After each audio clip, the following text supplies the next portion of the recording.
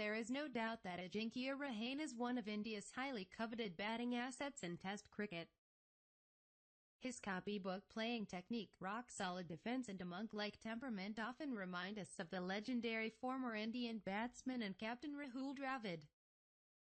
Moreover, the classy, defiant and often match-saving knocks that he has played in overseas conditions over the years has made him the mainstay of the Indian middle order in the longest format of the game. However, things have been completely the opposite for him when it comes to white ball cricket. It has been 6 years since he made his ODI debut for India, yet he hasn't been able to cement his place in the first team. An overall average of 33.83 and 75 ODIs doesn't speak highly of a player who has an average of 46.07 in the longest format of the game.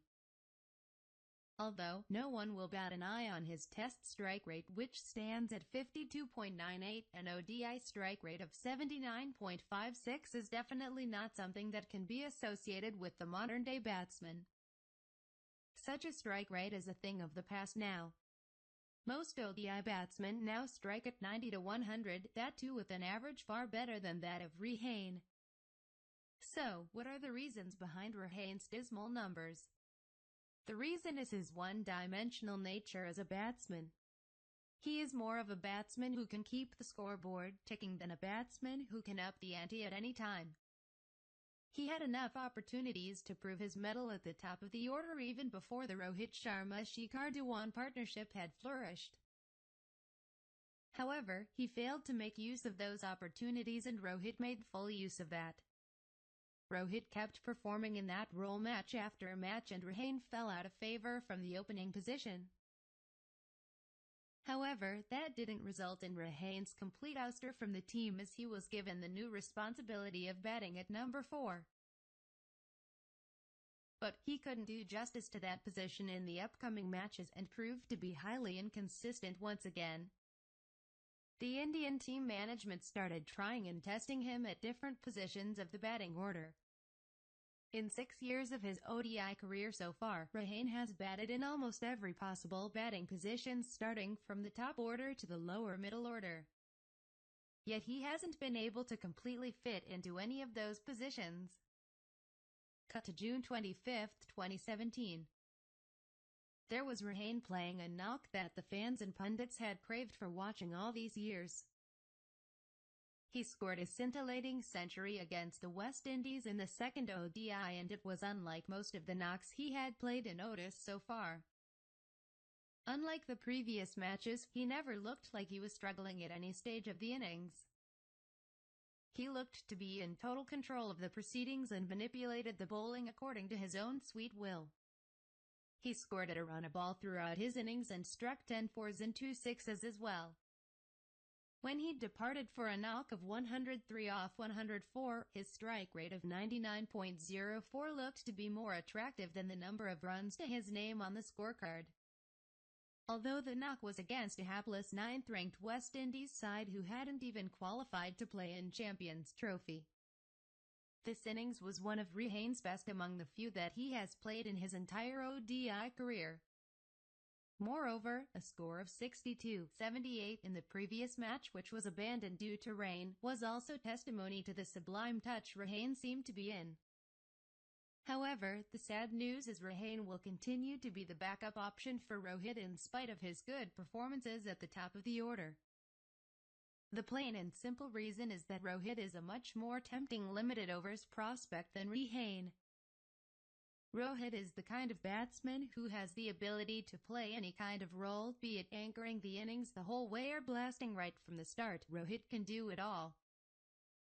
Moreover, Rohit has the ability to up the ante of the innings any time and can compensate for any number of deliveries he consumes at the start. However, Rahane's abilities are limited in this respect as he has often perished trying to play the big shots to release pressure. He is more of a touch-and-play type of a batsman than being a slog-and-slam type. Moreover, he struggles to score on slow pitches, where the ball does not come onto the bat. He fails to rotate the strike, builds pressure on himself and ultimately perishes. That is what has been his drawback during the past few years. Rohit coming back to the opening position means no room for Rahane at the top of the order. However, a place might just open up in the middle order for him as Yuvraj Singh and MS Dhoni are not in such great form. But with the arrival of players like KL Rahul and Rishabh Pant, it has become more difficult for Rahane to claim his place in the middle order as well. They are much more capable limited overs batsmen than Rahane, and their versatility is what gives them the edge over him. Moreover, it is not possible for India to keep backing Rahane every time, as they have some strong players waiting on the fringes to make their mark. Yes, Rohit was lucky to have been backed for so many years in the team despite being highly inconsistent.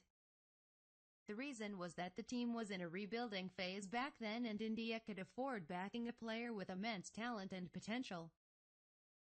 And that decision has paid rich dividends, as we all know the kind of player he has become. However, Rahane does not have that kind of limited overs talent that can force the team management to pursue with him until he comes good. There will be a time when his trial and testing will come to an end. In these circumstances, Rahane needs to improve his slogging potential a bit. In modern days, a batsman is nothing in limited overs format if he cannot slog at will. Since Rahane lacks that skill, he may soon fall out of favor in the near future. He needs to do what Dravid did a decade or two ago. He batted at almost every position, starting from number 1 to number 7. The surprising fact is that he was successful wherever he batted, as he improved his attacking skills to a great extent in a short time. That's what helped him his place in the ODI side for a long time, and the world also witnessed him scoring over 10,000 runs in the format.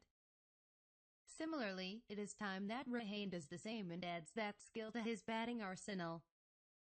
He should take every match as its last, because he may be flourishing as an opener right now, but he may not even feature in the playing 11 in the